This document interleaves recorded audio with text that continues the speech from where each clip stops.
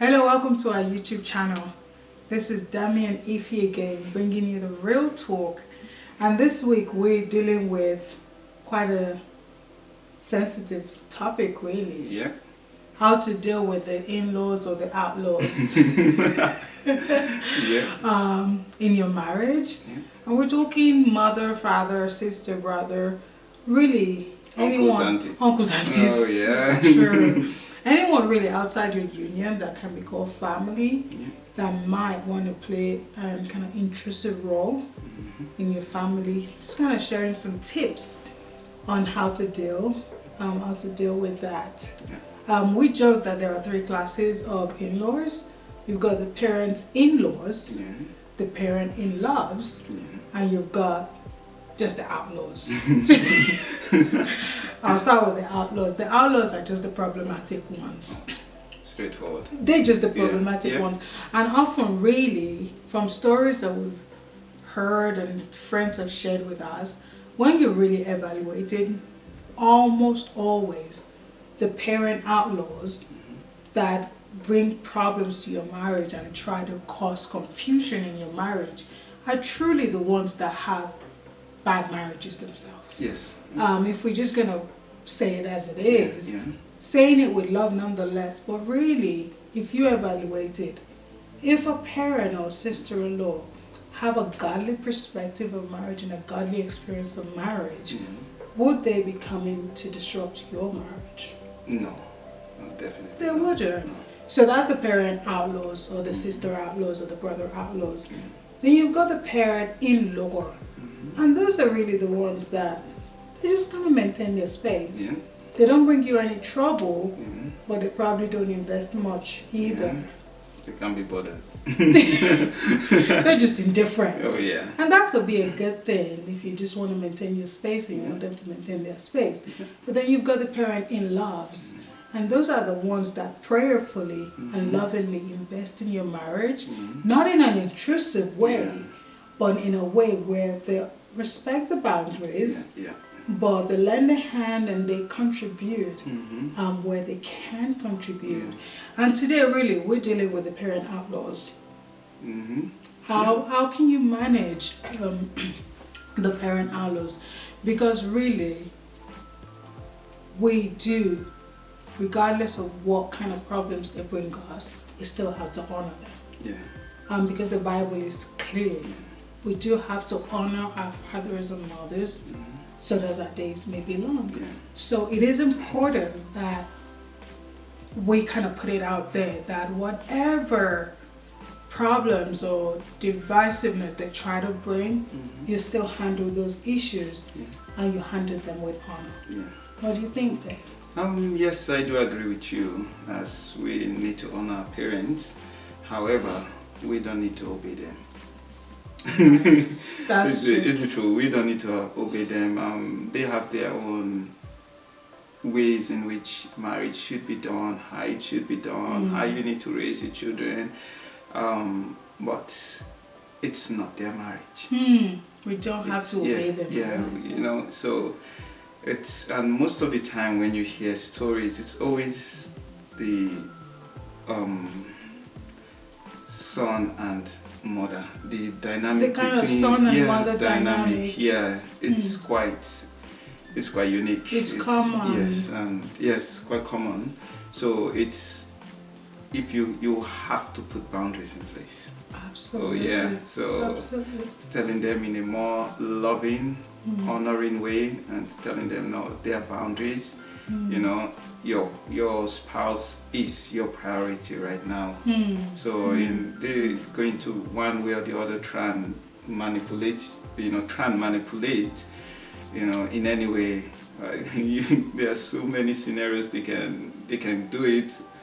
One of them, they can say, I gave birth to you. You are my child. You cannot have another mother. Just ask, oh, you don't love me It's a again? statement of fact. Yes, you don't love me again. Is that how it is? So there are so many ways they can manipulate you, but you have to still, honor them. If you feel, like in our last episode, I say, if you feel that the Holy Spirit is leaving you that time, You know, you just have to, anyway, just say, hey mom, I will speak to you later, I'll call you back. So that you don't disrespect or your dishonor. or dishonor your parents. So that's the best way to do it when you really, it's a heated conversation. It's hard, it's not easy, but it is something that it needs to be done.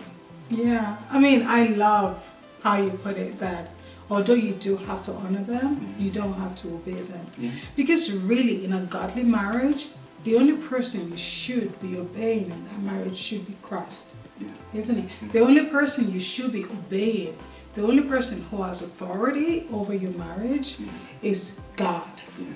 And thereafter, it should be you and your kind of partner that then have the next say.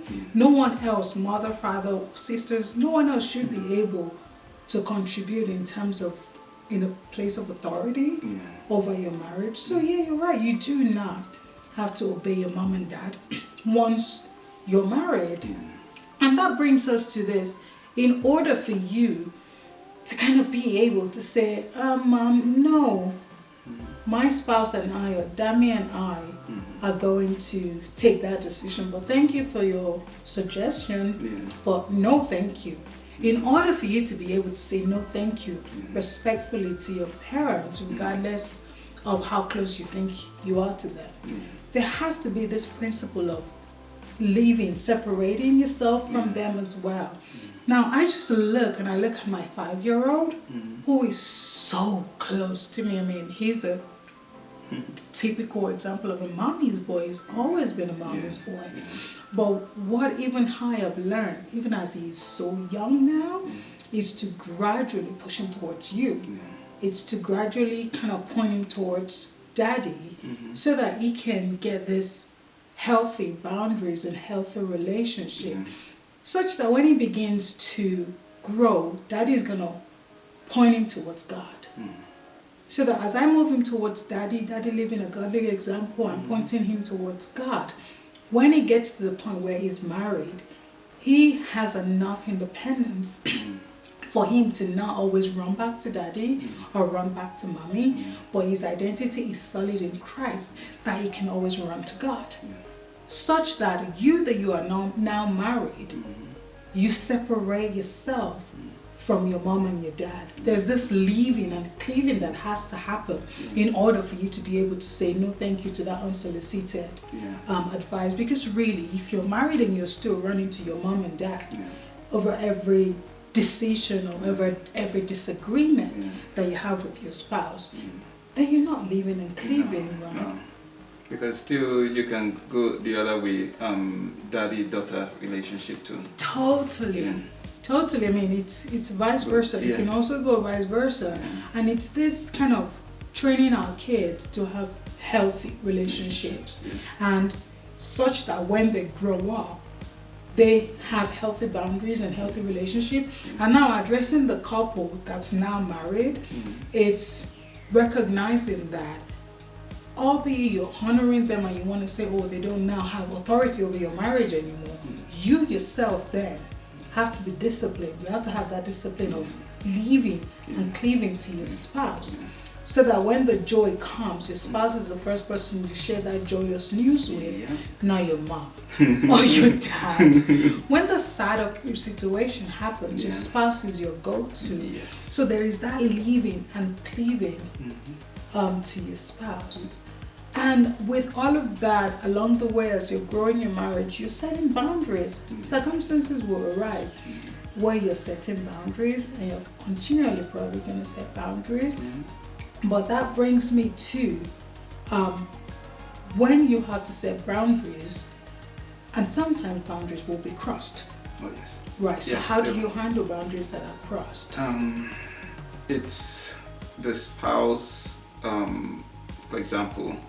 It's the spouse responsibility of the parent or the spouse. The owner of the spouse, the owner of the parent, or the owner of the sister, if you can put it that way. The owner of the family. The owner of the family that needs to deal with it. You cannot send your spouse to deal with your with their in-laws. It's not going to, it cannot work that way. It's because... Or you can't avoid dealing with it either, because you don't always send your spouse, but you yourself can choose to not deal with it, right? Yeah, but if you don't deal with it, then you're creating more problems. Absolutely. You're just creating more problems in your marriage, and especially from a man's perspective, your wife will be looking at you in a way that you're not strong enough to handle your family, and it's not putting her first in a way. So you need to create that healthy boundaries and put her first, because for example, your friends can come to your house and decide to say, oh, I need to change the chairs in one way, I need to cook this food, I need to do that. So why should you allow your family be doing that? Come in and take over. Taking over. It shouldn't be done. You won't let your friend come into your house and dictate what to do in your own house, how to raise your kids. So why do you allow your parents to come in and dictate that? So you should be telling your parents in an honorable way, letting them know that there are boundaries that you need to set. So before they even step into their house, you need to be setting that boundaries for them. Let them know that you can't do things that way. It's not when you discuss with them or when you talk to them, it's definitely not going to be easy. Yeah, probably not. Probably not, because we're talking about controlling people. Let's put it straight. They are controlling. No, we gotta have to put it straight. Let's not be diplomatic here. So we are talking about people who themselves have unhealthy behaviors and unhealthy relationships and unhealthy perspective on life. So we're not talking about people who have godly perspective on life and on marriage. We're talking about people who probably themselves are trying to find some fulfillment through their kids.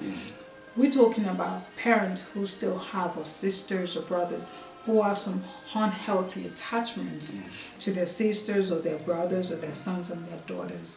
So it's likely, like you said, that they probably won't take it well. It is likely that they won't take it well, but it is important for the health of your marriage that you do set healthy boundaries and you do remain consistent.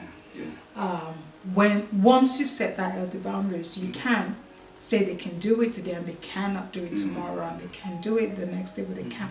You have to be consistent in the boundaries that you do put in place, because really what we worry about is we're going to upset them. But so long you're speaking in a respectful and honorable way, and whatever point you're making it in love. Like, look, Mom, but the way you handled that situation with my husband, I think it upset him, and it upset him because you didn't give him a chance to make the decision, or you were a little bit too adamant on the way you wanted things that pertains to our marriage to be done. You're explaining and you're expressing how your mother or your father or your sister's action made your spouse feel to them in a respectful way. If they then still take it badly and they still go off the handle and do whatever they do, cuss you out or whatever, tell you I'm your mother, you don't let me anymore, cry or whatever they do, really, honestly, that's not your problem. No. Because the Bible says, as far as it pertains to you, be at peace with all men. So long you know that you've spoken to them respectfully, you've addressed the issue correctly, you haven't disrespected them, but you have addressed the issue, because you do have to address the issue. Then however they handle it is left to them and God. You just trust God that maybe given a little bit of time and a little bit of space, they'll gain perspective and be able to reason well But whatever you do have to address those issues, and you do have to protect your spouse. Yeah. So we've said you've got to honor. You have to honor your parents, but honoring them does not mean you have to obey them. No. You do not obey them. They have no authority over your marriage. Once you're married, that's it. The only person that has authority over your marriage is God, and then the two of you. Yeah. So they do not have any more authority, and you do not get to obey. You do not obey your parents, because if you obey your parents, you're probably doing it at the detriment of your spouse. Yeah. But in order for you to be able to even have that kind of say, that kind of mouth, as they say, you yourself have to leave and take to your spouse. You've got to separate. There has to be a separation. You still maintain a great friendship with your parents, but there has to be a level of separation. And there has to be boundaries. You've got to set healthy boundaries that protect your relationship, both with your spouse and with your parents. And you have to protect each other when those boundaries are crossed.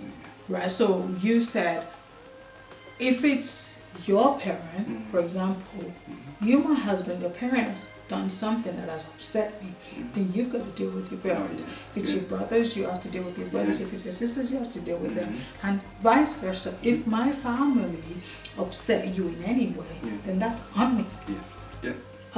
To deal with that, I cannot put it on you to deal with my family. At least I do not expect you to deal with my family. And then it comes to, actually, we have to allow each other, we have to have that understanding that that's how it works. Because you see, some of us, we think we're too strong, where we get upset and we just go deal with issues at home without kind of giving our spouse the chance to do it. So our advice would be, allow your spouse to deal with their family when there is a boundary that's being crossed. Right? Yeah. Yeah? Do you want to say anything? No, but I would say from a guy's perspective. So here I'm talking to the men. Ooh. So well, I'm in trouble now. No, so if you want to put a dagger on an axe in your marriage, you can go ahead and compare your mother to your wife. Oh. You know.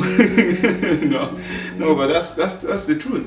But if you want to see your wife naked again, straight to the point, don't ever compare her to anyone, whether it's your mother, your sisters, your compare friend, her cooking, her cooking, anything. You do not do it. But that comes with the living and cleaving. I mean, if you've left and you've cleaved to your wife, why in the world do you need to compare your to your mother? No, but some guys still say, "Oh, my mom is my best friend. It's my shouldn't." No, your spouse has to be your best friend. But some people still do that till today. Oh, please don't do that. My mom is my best friend. My daddy is my best friend. No, don't do that. Don't do that at all. So we have different skills. So what I have is different from what my son has, different from what you have, So that's why we are attracted to each other. Absolutely. Well, that's why I'm not married to my mother. It's like, that's why you're not married to your mother. Absolutely. No, don't compare, and vice versa to the women as well. Please don't compare your husband to your daddy. Oh, yeah. Don't compare your husband to your brother. Just don't make your spouse feel inadequate. My daddy can do DIY. You cannot do DIY. My daddy is a preacher. You don't know your Bible. It's the truth. You just My don't. daddy knows a lot about cars. You don't know anything about cars. My daddy knows none of those things. So don't think he's talking about me. No. Because none of those things apply to my daddies. Sorry. No. Vice versa, don't compare your husband to your dad or to your brothers. And in just kind of finishing this, it's thinking about it from your perspective. As a couple, we're gonna be, God willing and God tarries. If God tarries, we are going to be parent-in-law one day. Yeah. And just thinking about it, I mean, our kids are 2.5 and 5.5, and we've been praying for their spouses. I mean, we actively pray about the spouses that the Lord's going to bring in their life. That of course there are those that the Lord has chosen for them, and they will have all they need to be kind of good to one another. And it's now bringing to mind that given that we are then going to be parenting, we have to train and equip our kids to be those kids that will be ready to honor us, but be ready to be separated from us and set those healthy boundaries. And we also have to be prepared to do that living and cleaving, because again, I have kids that are quite mommy's babies. So the onus is going to be on me, because I'm their parent. The onus is going to be on me to train them for that separation that does have to happen. Which we talk about all the time. We do. It's how do I move my son towards my husband once he's beginning to grow into this young man, and how does daddy move our daughter towards me, and then how do we daily move them towards Christ so that their identity is solid. And when they do have to be separated from us and cleave to their spouses, their identity is so solid that when the issues do come, they don't come running to me. They go running to God the Father, who really has the answers, because really I don't have any answers about anything. And to those mothers and father outlaws out there, we're not picking on you, we love you, but we're just saying our union matters. Our union, us young people, our union matters. Help us, support us, facilitate our marriages in a God-honoring way, so that we can give you grandbabies that can go and live and cleave as well and have healthy marriages, so that we can nurture our marriage and not be nurturing the stresses that you're bringing into our marriages. So that all together, really, we can all live a God-honoring life and have a God-honoring marriages. And to the wife or husband out there that's struggling with a difficult mom or difficult dad or difficult sister or brother, we're praying for grace for you, but please don't ignore those issues, right? Yeah.